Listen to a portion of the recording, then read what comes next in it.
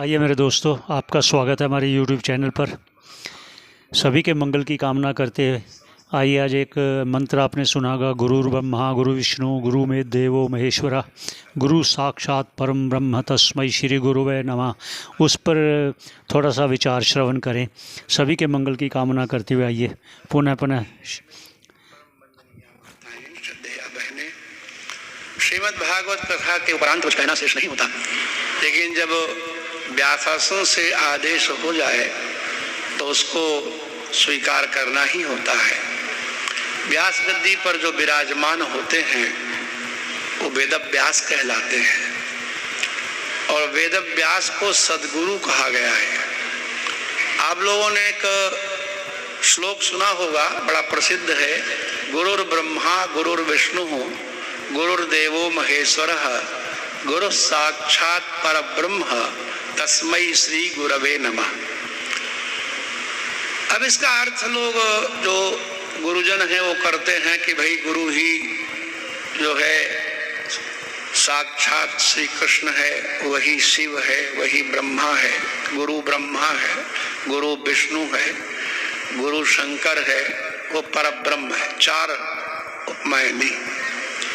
तो आधुनिक जो शिष्य हैं या आधुनिक जो श्रोता हैं, उनके मन में कई बार ये विचार आता होगा, एक साधारण व्यक्ति जो गुरु बना है वो ब्रह्मा विष्णु महेश कैसे हो गया?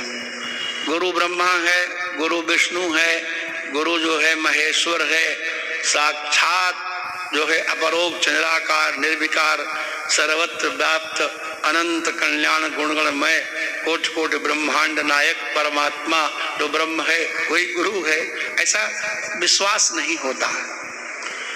उस विश्वास को दिलाने के लिए श्रीमद् भागवत की ये व्यासपीठ है। जब वेद व्यास भगवान का आप स्तवन करते हैं, स्तुति करते हैं, तो कहते हैं कि देखो हमने गुरु की चार उपमा दी, चार नाम दिए, ब्रह्मा विष्णु महेश, यही दिया ना। तो ये जो व्यासासन पर बैठा हुआ है वो अचतुर्वदनो ब्रह्मा, ब्रह्मा जी के चार मुख होते हैं, इनके चार मुख नहीं है, लेकिन ये ब्रह्मा है। और द्विबाहु रपरो हरि, इनकी चार भुजाएं नहीं हैं नारायण की तरह, हैं तो दो ही भुजाएं, लेकिन द्विबाहु रपि हरि ही, लेकिन दो भुजाओं होते हुए भी ये हरि ही है। तो अभाल लोचन शंभु, और इनके भाल में माथे में लोचन नेत्र नहीं है। अभाल लोचन नास्ति भाले लोचनम यस्य, भाल में लोचन जिनके नहीं है, लेकिन शंभु ये शिव ही है। कौन है वो? भगवान बादरायण। वो भगवान बादरायण हैं, बदरी वन में निवास करने वाले श्री वेदव्यास। और जो वेदव्यास भगवान हैं, तो श्री महाभारत के उद्योग पर्व में 6 अध्याय में एक दर्शन है जिसका उपदेश सनंदन सनातन और सनत कुमार ने, अभी अभी आप उनके प्रवचन सुन रहे थे, वो उन्होंने धृतराष्ट्र को सुनाया है। जब विदुर जी ने नीति का प्रयोग किया, नीति बताई, 8 अध्याय में महाभारत में विदुर नीति है। और श्रीमद् भागवत के तृतीय स्कंद में संकेत है, यन्मंत्रिणो वैदुरिकम वदन्ति। विदुर जी ने जो उपदेश किया था धृतराष्ट्र को रात्रि में, ये उस दिन की घटना है कि जब भगवान ने सभा में विराट रूप दिखाया, 5 गांव का संधि पत्र लेकर गए, और दुर्योधन ने कहा कि जो है सोच्यग्र नैव दास्यामि बिना युद्धेन केशव, बिना युद्ध किए तो हम सुई के अगले हिस्से के बराबर भी नहीं दे सकते, और ये जो है आया है गाय चराने वाला, इसको बांध लो। बांधने का जब आदेश किया तो भगवान ने कहा लाओ रस्सा। अब रस्सा कहाँ से आवे? रस्सा तो वेद भगवान कांप रहे हैं, भगवान को बांधना चाहा तो भगवान ने सारे संसार को बांध लिया। सर्वज्ञम सर्वतः, इस स्मृत्वात्यतिष्ठत दशांगुलम, सारे ब्रह्मांड को लपेट लिया और उसके बाद भी 10 अंगुल बच गया। अब बताइए उस परमात्मा को कौन बांधे जो सारे संसार को लपेट ले, सर्वतः स्मृत्वा, चारों ओर से स्पृष्टवा माने स्पृष्टवा माने लपेट करके, और अतिष्ठत दशांगुलम, 10 अंगुल बच गया।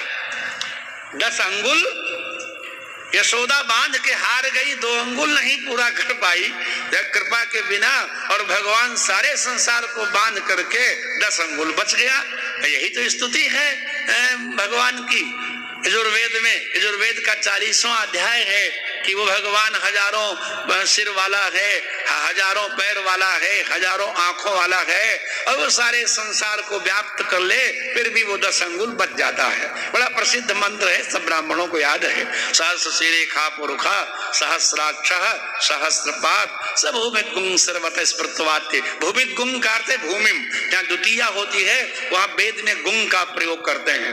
तो सब भूमिक गुं सर्वतः स्मृत्वा माने ये भूमि को, पूरी पृथ्वी को चारों ओर से लपेट लिया, तो उसके बाद भी अतिष्ठत दशांगुलम, 10 अंगुल बच गया।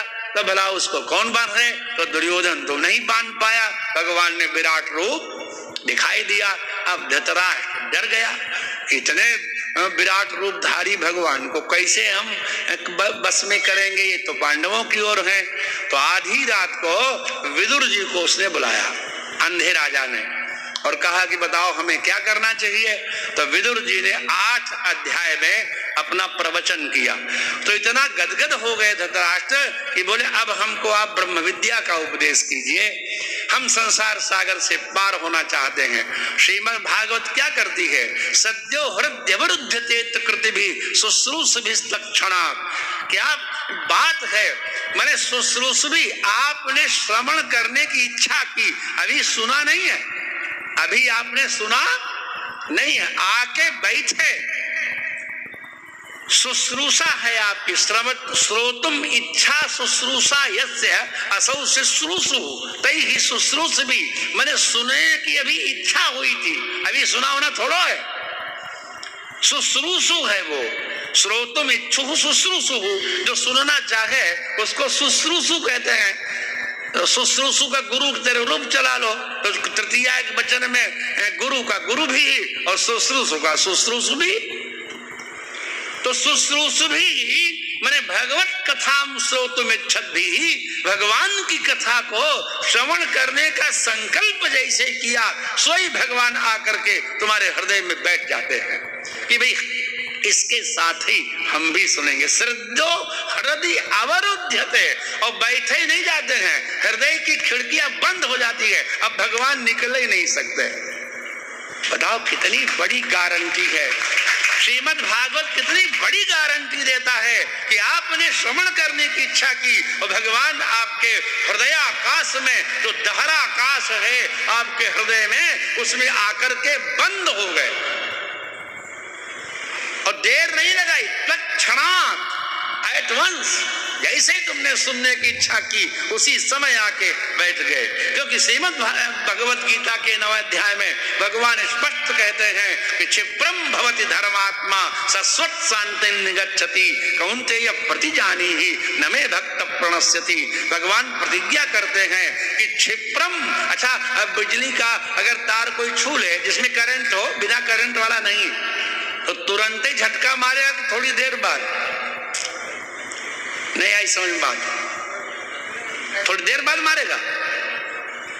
तो जरा विचार करो कि जरा सा प्रकाश पावर जिसमें है, श्रीमद् भागवत में कपिल भगवान कहते हैं कि मद भयात वाति वातोयम सूर्यस्तपति मद भयात वर्षति इंद्रो दहत्यग्नि मृत्युश्चरति मद भयात। ये सूर्य हमारा ड्यूटी देता है, ये सूर्य, हम शासक हैं सूर्य के। श्वेताश्वतर उपनिषद कहती है न तत् सूर्यो भाति न चंद्र तारकम नेमा विद्युतः भान्ति कुतोयम अग्निः तमेव भान्तम अनुभान्ति सर्वे तस्य भाषा सर्वमिदं बहाति। उपनिषद कहती है कि देखो ये जो बल्ब जल रहा है इसमें अपना प्रकाश है कि तार से आया हुआ है, उधार लिया हुआ। सोचो, तो सूर्य का जो बल्ब जल रहा है उसमें श्री कृष्ण का स्विच फिट है।